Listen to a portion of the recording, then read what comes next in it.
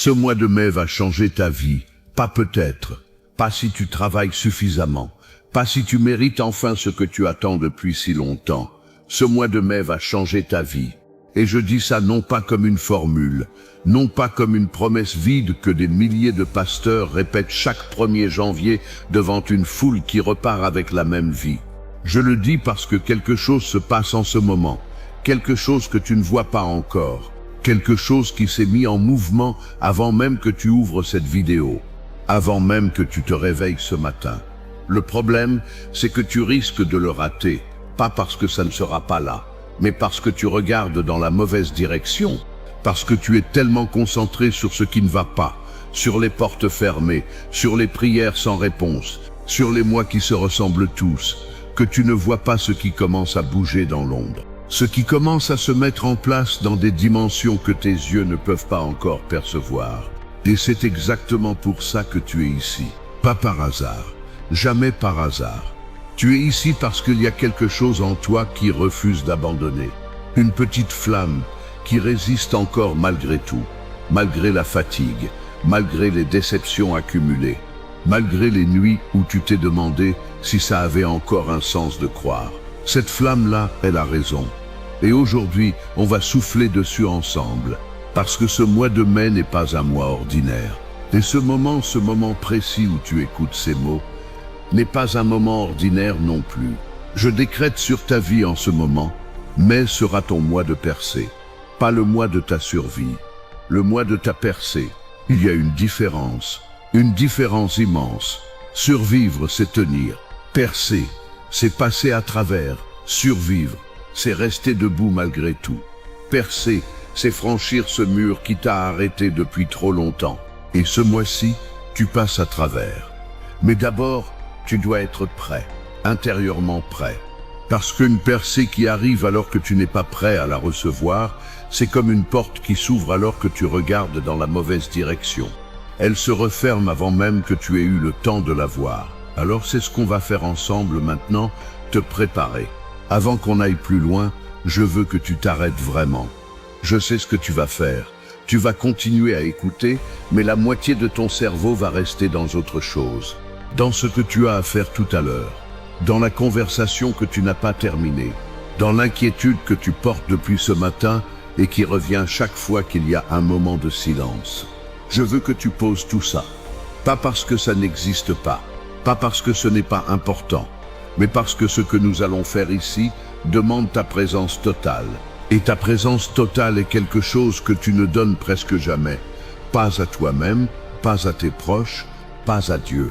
Tu es presque toujours quelque part entre deux endroits, entre ce qui est là et ce qui pourrait arriver, entre ce qui s'est passé et ce qui reste à faire. Pour les prochaines minutes, sois ici, seulement ici. Commence par ton corps, parce que le corps et l'esprit ne sont pas séparés. Quand ton corps est tendu, ton esprit est fermé. Et une prière prononcée par un corps fermé, une âme crispée, un cœur verrouillé, elle ne descend pas dans les profondeurs où Dieu opère. Elle reste en surface, alors relâche les épaules. Si tu ne l'avais pas remarqué, elles sont probablement montées vers tes oreilles. Laisse-les descendre doucement. Sens le poids de ton corps s'installer là où tu es assis, là où tu te trouves. Relâche ta mâchoire, ouvre légèrement la bouche, laisse tes dents se séparer. Tu es peut-être en train de réaliser seulement maintenant à quel point tu serrais les dents. Ouvre tes mains, dépose-les sur tes genoux, paume vers le haut. C'est une posture qui a une signification physique et spirituelle. Neurologiquement, les mains ouvertes envoient un signal au cerveau, mode réceptivité activée. Spirituellement, c'est la posture de celui qui attend de recevoir. Maintenant, respire. Inspire lentement par le nez, très lentement, plus lentement que tu ne le fais normalement. Laisse l'air descendre bas, vraiment bas. Pas juste dans la poitrine, dans le ventre. Sens ton ventre se gonfler. 1, 2, 3, 4 secondes. Retiens légèrement et t'expire par la bouche, lentement, complètement, comme si tu laissais partir quelque chose que tu portes depuis trop longtemps, quelque chose qui t'a coûté de l'énergie à maintenir. Laisse-le partir avec cet air. Encore. Inspire, longtemps, profond, jusqu'au bas. Retiens, expire. Tout. jusqu'à la dernière molécule. Il se passe quelque chose dans ton corps quand tu fais ça. Quelque chose de réel, de mesurable, de documenté par la science. Tu actives le nerf vague, le nerf le plus long du corps humain, qui part de ton tronc cérébral et descend jusqu'à tes organes vitaux. Ce nerf est le chef d'orchestre de ton système nerveux parasympathique, le mode repos et réparation du corps. Quand tu respires lentement et intentionnellement, tu lui envoies un signal. La menace est passée, on peut s'ouvrir. Ton rythme cardiaque ralentit, tes muscles se détendent, ton cerveau sort du mode survie. Et c'est dans cet état-là, et seulement dans cet état-là, que quelque chose de profond peut se passer. C'est dans cet état que la prière ne reste pas dans ta tête, mais descend dans ton cœur. C'est dans cet état que tu peux entendre ce que Dieu dit, au lieu d'entendre uniquement le bruit de tes propres inquiétudes. Alors, continue à respirer comme ça. Laisse la musique que tu entends en ce moment entrer dans cet espace, pas comme du bruit de fond, comme une invitation. Depuis des millénaires, dans absolument toutes les traditions spirituelles du monde, sans exception, la musique précède la prière. Elle prépare, elle ramollit ce qui est durci. Elle ouvre ce qui est fermé. Elle parle à des parties de l'être humain que les mots seuls n'atteignent pas. David le savait. Dans 1 Samuel 16, quand le roi Saül était tourmenté par un esprit mauvais, c'est la harpe de David qui le calmait. Pas les sermons, pas les arguments, la musique. Parce que la musique entre là où les mots s'arrêtent. Laisse-la entrer. Et pendant qu'elle entre, je veux que tu poses une question dans ton cœur. Une seule question. Pas une liste de demandes, pas un dossier de problèmes à soumettre. Une seule question. Qu'est-ce que je veux vraiment que Dieu touche dans ma vie ce mois-ci? Pas ce que tu penses que tu devrais vouloir. Pas ce que les autres attendent de toi. Ce que toi, au plus profond de ce que tu es, dans cet espace que tu ne montres à personne, tu veux que Dieu touche. Garde ça. On y revient. Encore une respiration. Profonde, lente, complète. Tu es prêt. Père, je viens à toi, pas dans un état parfait, pas avec une foi parfaite, pas avec un bilan de prière impeccable derrière moi.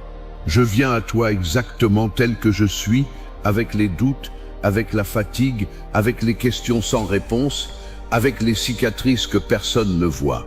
Et je sais que c'est suffisant pour commencer, parce que tu l'as dit toi-même. Jésus lui-même l'a dit dans Jean 6,37. Celui qui vient à moi, je ne le mettrai pas dehors. Aucune condition de performance, aucun prérequis de sainteté, juste venir. Et me voilà. Mais avant de commencer à parler de ce mois de mai, avant de formuler la moindre déclaration prophétique, avant d'entrer dans la prière, je veux m'arrêter une seconde et te reconnaître. Parce que l'erreur que la plupart d'entre nous commet en entrant dans la prière, c'est d'aller directement au problème. On arrive devant Dieu comme on arrive devant une machine à café, on tape son code, on sélectionne ce qu'on veut et on attend que ça sorte. On énumère les demandes, on rappelle les promesses, on explique les délais et on repart avec ou sans la sensation que quelque chose a changé. Mais ce n'est pas une relation, c'est une transaction. Et Dieu n'est pas une machine. Il est un père et un père veut d'abord que tu entres, que tu t'assoies, qu'il te voie, que tu le regardes, que la présence précède la demande. Alors je vais faire ça.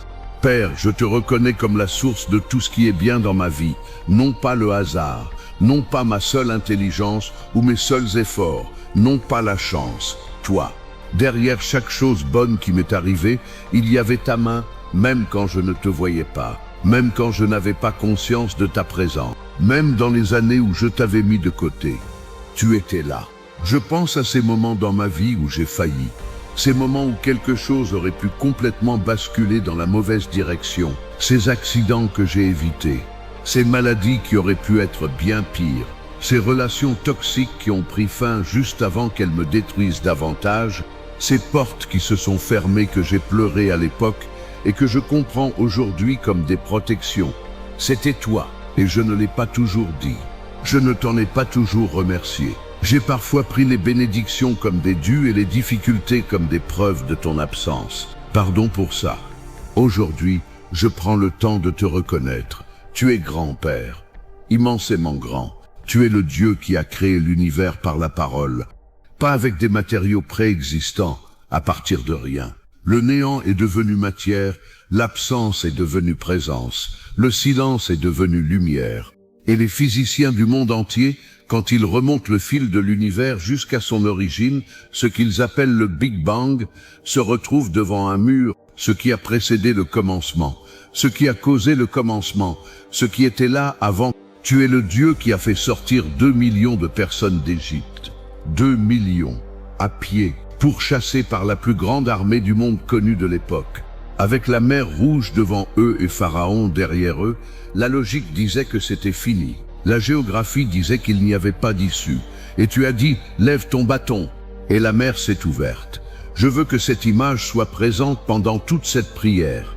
Parce que ce que tu as fait pour 2 millions de personnes debout devant une mer, tu peux le faire pour moi debout devant mes murs.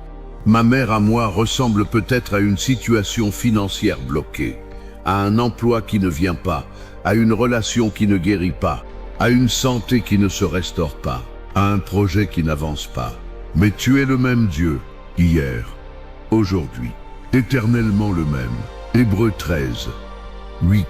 Ce qui a été fait ne peut pas être défait. Celui qui a ouvert la mer peut ouvrir ma situation. Alors je m'aligne avec toi aujourd'hui. Pas dans mes propres forces, pas dans ma propre logique, dans ton autorité, dans ta parole, dans ton caractère immuable. Je ne parle pas seul dans cette prière, je parle en accord avec le ciel. Et quand la terre s'accorde avec le ciel, quelque chose se produit, quelque chose d'irréversible, quelque chose que les circonstances ne peuvent pas défaire. Que ta présence remplisse cet espace maintenant, que ta paix descende, cette paix qui dépasse tout entendement. Philippiens 4, 7, cette paix qui ne dépend pas des circonstances, mais qui vient de toi.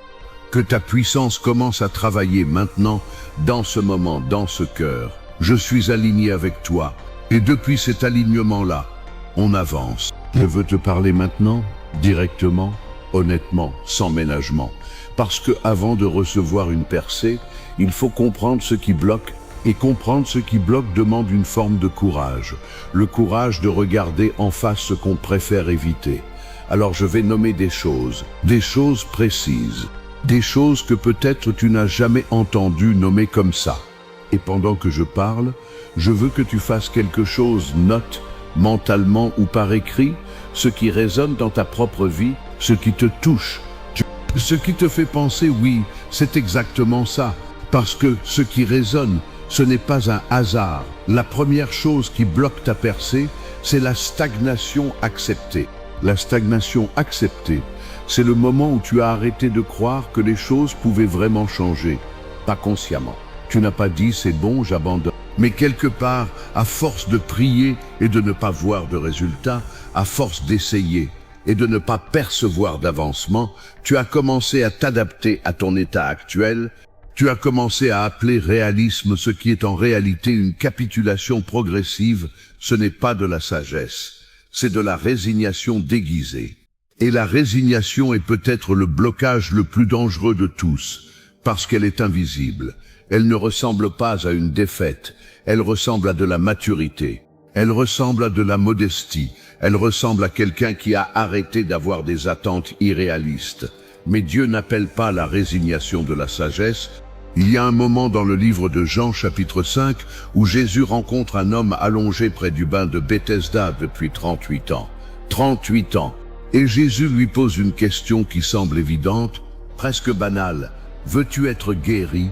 Pourquoi poser cette question? L'homme était là depuis 38 ans. Évidemment, il voulait être guéri. Non, pas si évident. Parce que Jésus voyait quelque chose. Il voyait un homme qui s'était adapté à sa condition, qui avait construit son identité autour de sa maladie. Pour qui être le malade du bain de Bethesda était devenu plus réel que la possibilité d'être autre chose. 38 ans, c'est une vie entière. Combien d'années toi tu attends ta percée? 3 ans, 7 ans, 15 ans. Et est-ce que tu as commencé à t'adapter? Est-ce que la stagnation est devenue familière au point de ressembler à une maison? Si oui, c'est le premier blocage à briser. La deuxième chose qui bloque ta percée, c'est les échecs répétitifs non résolus. Tu as essayé et ça n'a pas marché. Tu as réessayé et ça n'a pas marché.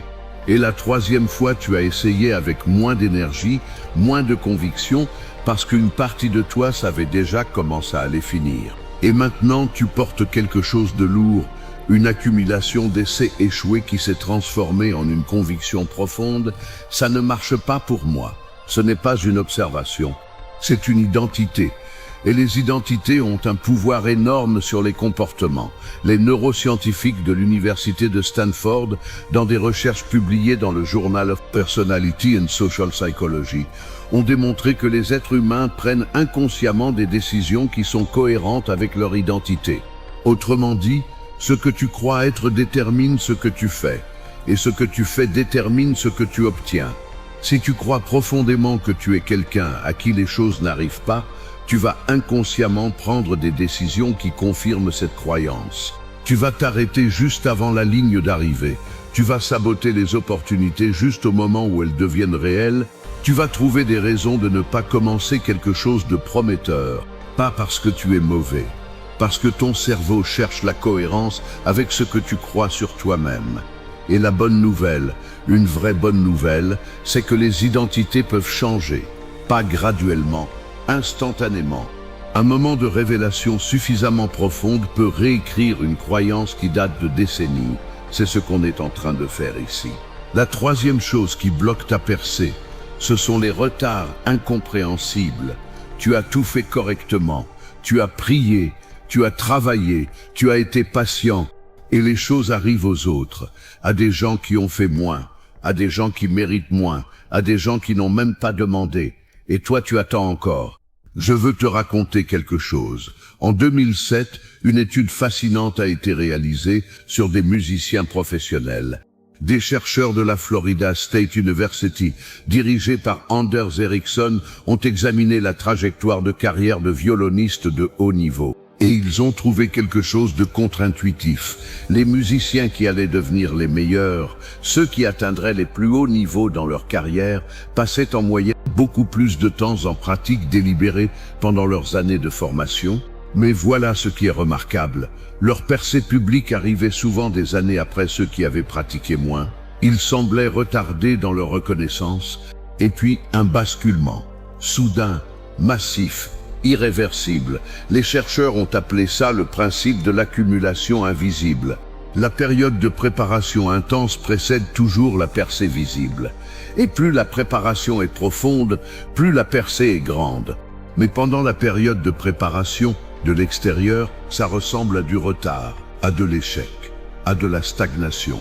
Ce que tu vis peut ne pas être un retard, ça peut être une accumulation.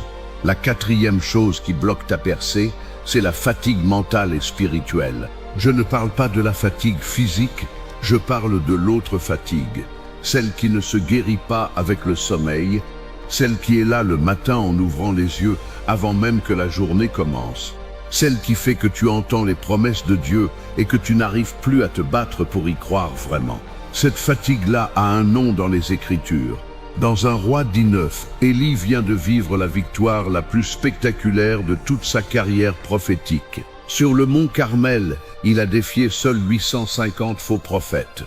Le feu de Dieu est descendu. La foule entière a reconnu que l'Éternel est Dieu. Une démonstration de puissance divine sans précédent. Et 48 heures plus tard, il est sous un genévrier dans le désert, voulant mourir. C'est assez éternel. Prends mon âme, car je ne suis pas meilleur que mes pères. Ce n'est pas de l'ingratitude, ce n'est pas de la faiblesse. C'est l'épuisement spirituel qui suit une grande bataille. C'est ce qui arrive quand tu as tout donné et que tu n'as plus rien en réserve. Tu t'es peut-être battu longtemps et tu es fatigué. Et cette fatigue est réelle, elle est légitime et Dieu ne la condamne pas. Mais elle peut aussi être le dernier obstacle avant la percée. Parce que les grandes transformations arrivent souvent quand on est à bout, quand on n'a plus la force de tenir les vieux schémas en place, quand la coquille est suffisamment fissurée pour que quelque chose de nouveau puisse sortir. Ta fatigue aujourd'hui peut être le signe que tu es plus proche que jamais. Et la cinquième chose, la plus profonde, la plus silencieuse, la plus insidieuse, les portes fermées au dernier moment. Tu étais sur le point de recevoir quelque chose. Tout était en place. Et puis, une raison absurde. une explication qui n'a aucun sens, une coïncidence trop parfaite pour être un hasard. Et tu t'es retrouvé les mains vides encore une fois. Je t'ai parlé tout à l'heure de Daniel, mais je veux aller plus loin. Dans Daniel 10, il y a quelque chose que la plupart des théologiens commentent, mais que peu de gens intègrent vraiment. L'ange qui apporte la réponse à Daniel dit qu'il a été envoyé depuis le premier jour de la prière, 21 jours après. L'ange dit « J'ai été retenu 21 jours par le prince du royaume de Perse ». Ce n'est pas une métaphore, c'est une réalité de la guerre invisible. Il existe des structures spirituelles dont le rôle est précisément de retarder, d'intercepter, de bloquer ce qui t'est destiné. Ce ne sont pas des forces plus puissantes que Dieu. Elles ne peuvent pas annuler ta destinée, mais elles peuvent créer des délais, des frictions, des obstacles absurdes, ces portes qui se ferment au dernier moment, ces opportunités qui disparaissent sans raison logique. Ce n'est pas de la malchance, c'est une guerre. Et aujourd'hui, on la déclare. Je décrète, et je dis je décrète délibérément. Pas je demande, pas je souhaite, pas j'espère, je décrète. Parce qu'il y a une différence fondamentale entre une prière de supplique et une prière de déclaration. La prière de supplique dit « Dieu, si tu veux bien, si tu as le temps, si je mérite, si les conditions sont réunies, peut-être que tu pourrais. » La prière de déclaration dit « Père, tu as parlé, ta parole est établie. Je m'aligne avec ce que tu as dit et je décrète que ça se manifeste maintenant dans ma vie. » Jean-Baptiste était une voix qui crie dans le désert, et les voix ont du pouvoir. Les voix qui s'alignent avec le ciel ont une autorité que les circonstances ne peuvent pas annuler. Ta voix de l'autorité, ta bouche est un instrument prophétique. Proverbe 18, 20 et 1 disent « La mort et la vie sont au pouvoir de la langue, pas dans les circonstances, dans la langue. » Alors utilise ta langue, parle avec moi. Je décrète la fin du retard dans ma vie. Le retard qui a duré des mois, qui a duré des années, ce retard incompréhensible, injustifiable, qui semblait s'alimenter lui-même, je le déclare brisé maintenant. La saison du retard est terminée. Ce mois de mai marque la fin du retard. Ce qui devait arriver l'an passé et qui ne s'est pas manifesté, il n'est pas perdu. Il est en route et il arrive avec les intérêts. Je décrète la fin du retard. Maintenant, au nom de Jésus, je décrète la fin des blocages dans ma trajectoire. Toute porte qui a été fermée injustement devant moi, je la déclare ouverte. Pas progressivement, pas dans quelques mois. Maintenant, parce que l'ordre vient d'un niveau supérieur aux circonstances. L'ordre vient du trône de Dieu. Toute fenêtre d'opportunité qui semblait se fermer, je la déclare rouverte. Ésaïe 22, 22 dit « Il ouvrira. » Et personne ne fermera. Il fermera et personne ne bive. Ce Dieu-là, ce Dieu des clés, ce Dieu des portes, il tient les clés de ma situation. Et ce qu'il ouvre, aucune résistance humaine, aucune force invisible, aucune circonstance ne peut le fermer. Je décrète que mes portes s'ouvrent. Maintenant, en ce mois de mai, au nom de Jésus, je décrète que mai sera un mois de réponse, pas un mois de questions supplémentaires, un mois de réponse. Les prières que j'ai priées et qui semblaient rebondir au plafond, elles avaient une destination. Elles ont été entendues depuis le premier jour. Elles ont été traitées. Et ce mois-ci, les réponses arrivent. Je ne sais pas quelle forme elles prendront. Je ne dicte pas à Dieu le mode de livraison, mais je décrète que les réponses arrivent. L'appel téléphonique que j'attends, il arrive.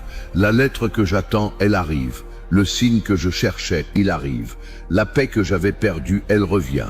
La clarté que je n'avais plus, elle revient. La joie que j'avais oubliée, elle revient. Mai est mon mois de réponse. Je le décrète. Je le déclare. Je le reçois par la foi maintenant. Je décrète l'ouverture de mes finances. L'abondance que Dieu a préparée pour ma vie, elle n'est pas conditionnée par l'économie mondiale. Elle n'est pas conditionnée par les marchés financiers. Elle n'est pas conditionnée par la politique de mon gouvernement. Elle vient d'une source que les systèmes humains ne peuvent pas fermer. Dieu est propriétaire de l'or et de l'argent. Agé 2:8. Il est propriétaire du bétail sur 1000 collines. Psaume 50, 10. Il n'a pas de problème de ressources. La seule question n'est jamais « Est-ce que Dieu peut ?» Mais est-ce que je suis aligné pour recevoir? Et aujourd'hui, je m'aligne. Je décrète des déblocages financiers concrets ce mois de mai, des ressources inattendues, des canaux qui s'ouvrent, des contrats qui se signent, des projets qui avancent, des opportunités qui se présentent. Je décrète l'abondance, je décrète la provision, je décrète que je suis prêteur et non emprunteur. Deutéronome 28, 12. Je décrète la restauration de ce qui a été pris. Joël 2, 25, l'un des versets les plus puissants de toute l'Écriture dit « Je vous remplacerai les années qu'ont dévoré la sauterelle, le Kélek, le Hassil et le Gazam, ma grande armée que j'avais envoyée contre vous. » Dieu peut remplacer les années perdues, pas juste les réparer, les remplacer.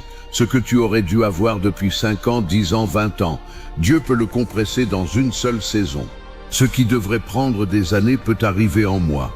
Ce qui devrait prendre des mois peut arriver en semaines. Le temps de Dieu n'est pas linéaire comme le nôtre. Je décrète la restauration de tout ce qui a été dévoré dans ma vie, les opportunités manquées, les années de retard, les bénédictions interceptées, les promesses qui semblaient avoir périmé. Rien n'est périmé dans le calendrier de Dieu. Lève-toi maintenant, lève-toi physiquement si tu peux. Parce que ce qu'on fait dans les prochaines minutes n'est pas une méditation, ce n'est pas une visualisation douce, c'est une déclaration de guerre. Et dans une guerre, on ne reste pas allongé. Éphésiens 6, 10 décembre dit « Fortifiez-vous dans le Seigneur et par sa force toute puissante. Revêtez-vous de toutes les armes de Dieu, afin de pouvoir tenir ferme contre les ruses du diable. Car nous n'avons pas à lutter contre la chair et le sang, mais contre les dominations, contre les autorités, contre les princes des ténèbres de ce siècle, contre les esprits méchants dans les lieux célestes. Pas contre la chair et le sang, pas contre les personnes, contre des structures invisibles qui ont opéré dans ta vie pendant trop longtemps, dans le silence, dans l'ombre, derrière les circonstances. Et aujourd'hui, on leur parle directement, au nom de Jésus-Christ de Nazareth, par le sang qu'il a versé sur la croix, par sa résurrection qui a désarmé publiquement toutes les puissances des ténèbres. Colossiens 2, 15 dit qu'il a dépouillé les dominations et les autorités, les a livrées publiquement en spectacle, en triomphant d'elles par la croix. J'entre dans ce combat avec l'autorité qui m'a été donnée. Matthieu 16, 19. Ce que tu lieras sur la terre sera lié dans les cieux. Ce que tu délieras sur la terre sera délié dans les cieux. Ces clés sont dans ma main.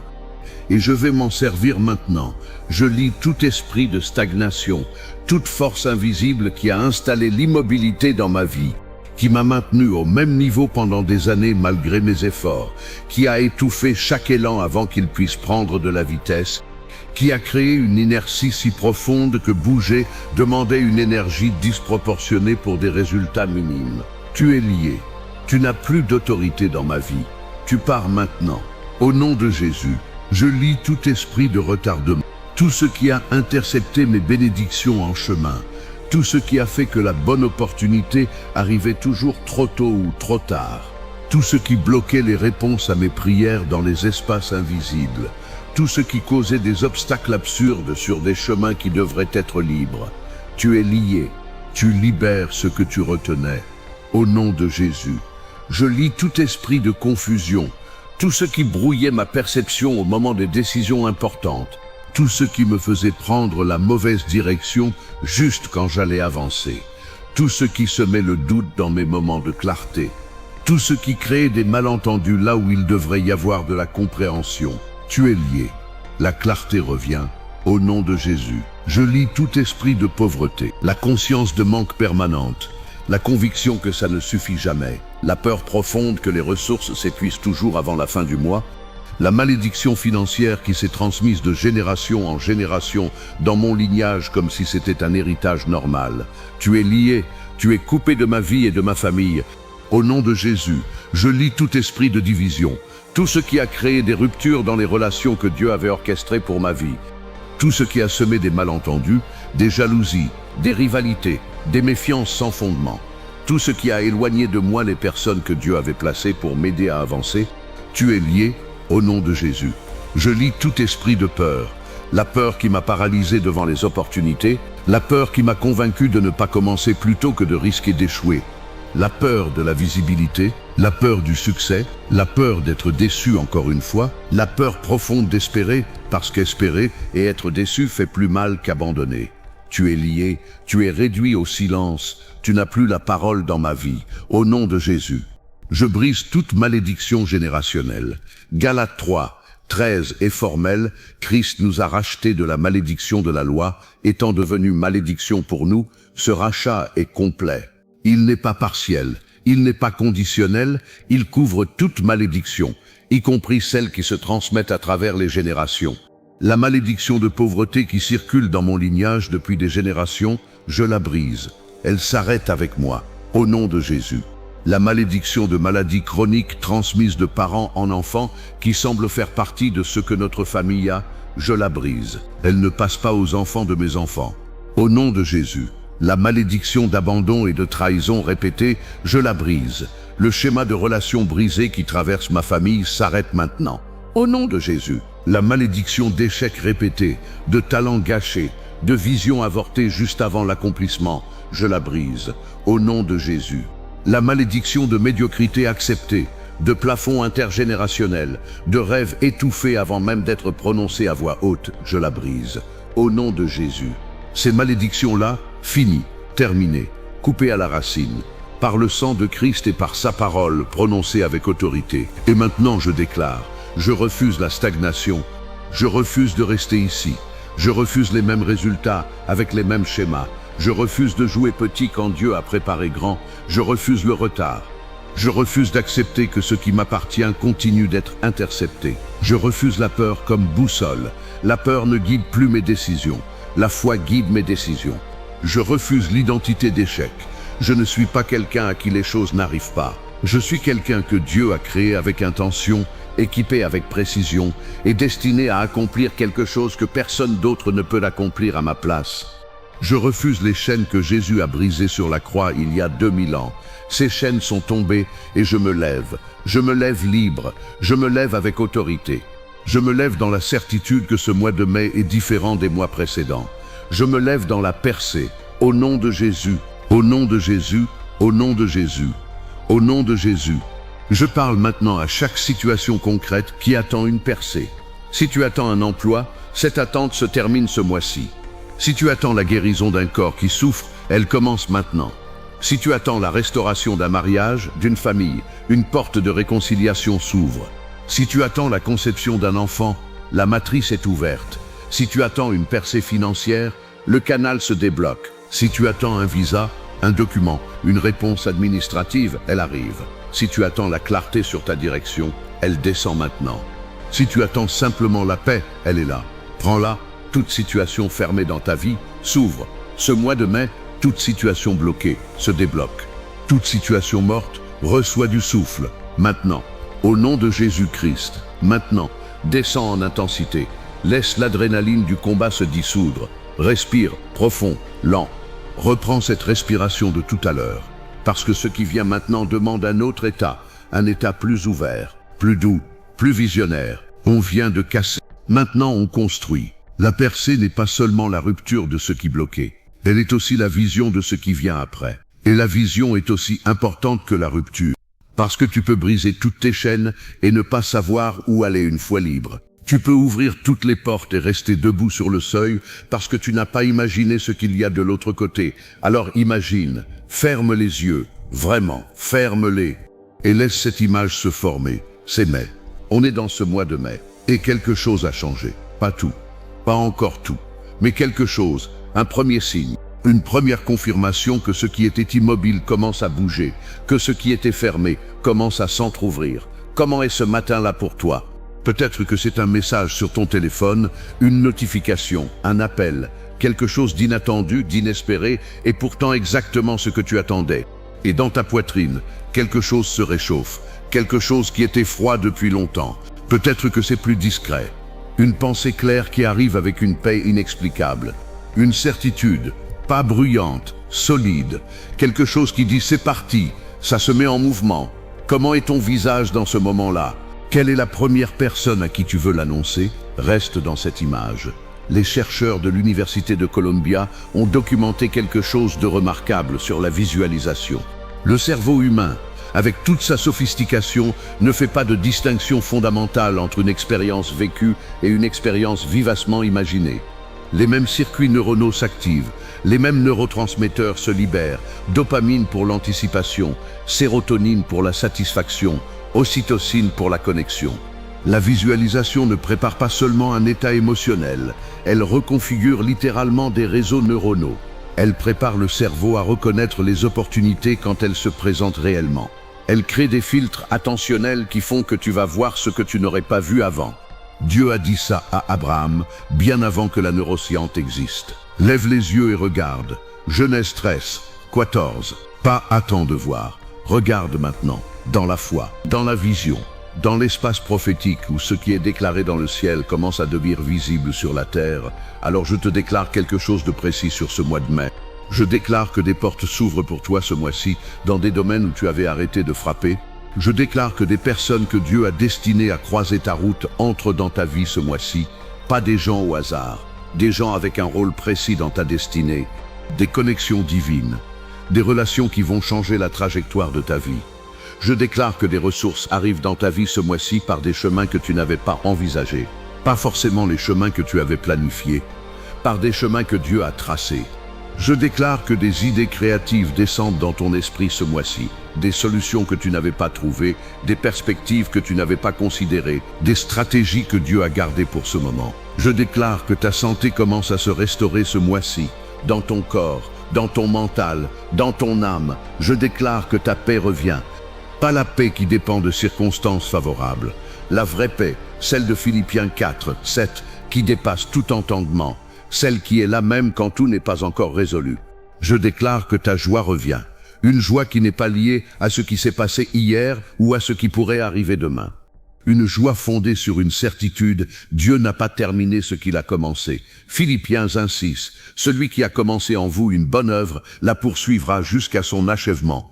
Il n'abandonne pas les projets à mi-chemin. Ce qu'il a commencé dans ta vie, il le finit. Et mai est le mois où cette œuvre fait un bond en avant. Maintenant, reçois, sans stratégie, sans analyse, sans te demander si tu mérites, si c'est vraiment pour toi, si ça va vraiment se passer. Juste recevoir, comme un enfant qui ouvre les bras pour recevoir quelque chose que son père lui tend, pas en vérifiant si le cadeau est approprié, pas en évaluant si le père est vraiment fiable. Juste les bras ouverts, juste la confiance nue. Je reçois la percée que Dieu a décrétée sur ma vie ce mois de mai. Je la reçois non pas parce que je la mérite, parce que Dieu est fidèle. Et sa fidélité ne dépend pas de mes mérites, elle dépend de sa nature. Et sa nature est d'être fidèle. Je reçois les portes ouvertes, pas avec impatience, pas en vérifiant toutes les heures si quelque chose a changé. Avec une paix tranquille qui dit « c'est en route, je le sais ». Et je vis en conséquence. Je reçois les connexions divines. Je reçois les ressources. Je reçois la santé et la vitalité. Je reçois la clarté sur ma direction. Je reçois la restauration de ce qui avait été volé. Je reçois tout ça, non pas dans quelques semaines, non pas quand j'aurai vu les premiers signes, mais par la foi, avec la certitude que la foi précède la vue et non l'inverse. Je veux maintenant que tu fasses une chose. Pense à la chose que tu as gardée dans ton cœur au début de cette prière. Cette chose que tu voulais que Dieu touche, tu t'en souviens. Tiens-la devant Dieu maintenant, pas en suppliant, en offrant, comme une offrande. Père, voilà ce que je porte, je te le confie, non pas ma volonté, mais la tienne. Non pas mon timing, mais le tien. Non pas ma façon de faire, mais la tienne. Mais je te fais confiance pour ça, complètement, dans ce mois de mai. Et maintenant laisse partir le contrôle. C'est peut-être la chose la plus difficile de tout ce que je t'ai demandé de faire aujourd'hui. Parce que contrôler, c'est ce qu'on fait quand on a peur. Et tu as peut-être passé des années à essayer de contrôler ce résultat-là. À le planifier, à le gérer, à le forcer, à le manipuler. Pas par mauvaise intention, mais par peur que si tu lâches, ça ne vient jamais. Mais le contrôle et la foi ne coexistent pas. Tu ne peux pas dire « je te fais confiance » avec une main ouverte et l'autre refermée sur l'issue. Alors ouvre les deux mains, lâche, et dans ce lâcher, tu marches dans la foi, pas dans la passivité. La foi active agit, mais elle agit en confiance, pas en anxiété. Elle fait le prochain pas sans avoir besoin de voir tous les pas suivants. Je marche dans la foi, je marche dans la percée, je marche dans ce que Dieu a décrété pour ce mois de mai. Père, Nous arrivons à la fin et je veux te rendre grâce, une vraie grâce, pas une formule de politesse spirituelle, une grâce véritable enracinée dans la conviction de ce qui s'est passé ici. Quelque chose s'est passé. Dans l'invisible, quelque chose a bougé pendant cette prière. Des chaînes ont été brisées, des déclarations ont été prononcées, des décrets ont été émis depuis la terre en accord avec le ciel. Et Ésaïe 55, 11 dit que ta parole ne retourne jamais à toi sans avoir accompli ce pourquoi elle a été envoyée. Ces mots ne reviennent pas vides. Ils travaillent, même maintenant, même pendant que j'écoute la fin de cette prière, même cette nuit, même dans les jours qui viennent. Ils travaillent dans des dimensions que mes yeux ne voient pas encore, mais que mes yeux verront. Je te fais confiance pour ça. Avant que tu fermes cette vidéo, voilà ce que je veux que tu fasses. Pas dans une semaine, dans les prochaines 24 heures, fais un acte de foi concret, un seul, pas 10, un. Parce que la foi sans les œuvres est morte. Ce n'est pas une métaphore, c'est une loi spirituelle. L'action concrète est ce qui dit au monde invisible. Je crois que c'est en mouvement. Je marche en conséquence. Quel est le premier pas que tu repoussais? La candidature que tu n'envoyais pas? Le message que tu n'osais pas écrire? Le rendez-vous que tu ne prenais pas? L'initiative que tu hésitais à lancer? Le projet que tu gardais dans ta tête depuis des mois? Fais-le aujourd'hui. Juste ce premier pas. Dieu honore le premier pas. Il ne te demande pas de voir tout l'escalier. Il te demande de poser le pied sur la première marche. Répète les déclarations de cette prière, pas une seule fois, chaque matin pendant les 30 jours de mai. 30 jours. Pas parce que Dieu a oublié, parce que toi tu peux oublier, parce que le biais de négativité va revenir, parce que les vieilles pensées vont revenir. Et ta déclaration quotidienne est le câble qui te maintient connecté à ce que tu viens de recevoir. Surveille les signes, les petits autant que les grands, la conversation inattendue, la pensée créative qui arrive de nulle part, la porte qui commence à s'entr'ouvrir légèrement, la coïncidence qui n'en est pas une, reconnais-les, remercie Dieu pour chacun d'eux. Parce que ce que tu reconnais, tu l'amplifies.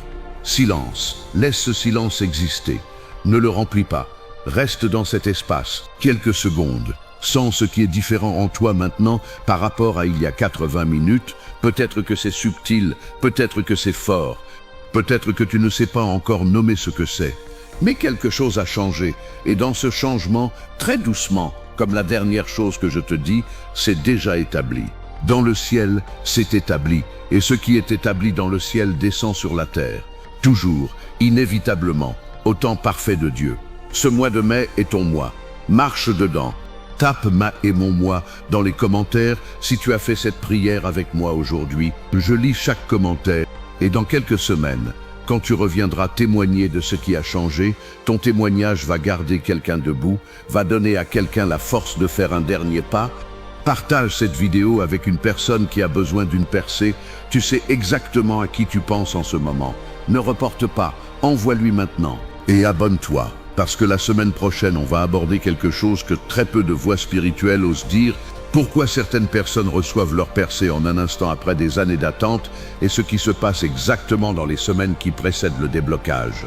C'est une révélation qui va changer ta façon de vivre ton attente. Tu ne veux pas rater ça. À très bientôt.